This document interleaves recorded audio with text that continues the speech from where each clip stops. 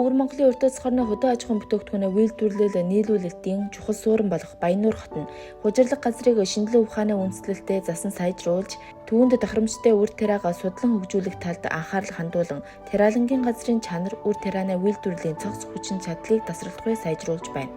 Одоогоор Өвөр Монголын урт тасгарны нийт тариан газрын 13% нь хужирлаг газар байдаг бол Баяннуур хотын хужирлаг газар 434 мянган гаад хүрч Уг хотын нийт тариан газрын талбайн 47.6%-ийг эзэлж байна. Тэгвэл эдгээр хужирлаг газрын ихэнх нь Баяннуур хотын Үеүн шинд байдаг.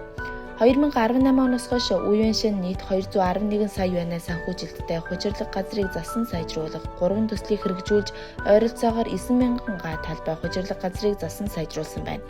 Хятадын хөдөө аж ахуйн яамнаас 2024 онд хужирлаг газрыг зогсоор нь ашиглах туршилтын бүсийг Үеүн шинд хэрэгжүүлж эхэлэн, уг бүс нутгийн 1300 гаруй га хужирлаг газарт хужирын хэмжээг бууруулан, тариалангийн бордоо хөрс ангижруулагч зэргийг ашиглан хөрснөө үржил шимийг сайжруулж байна.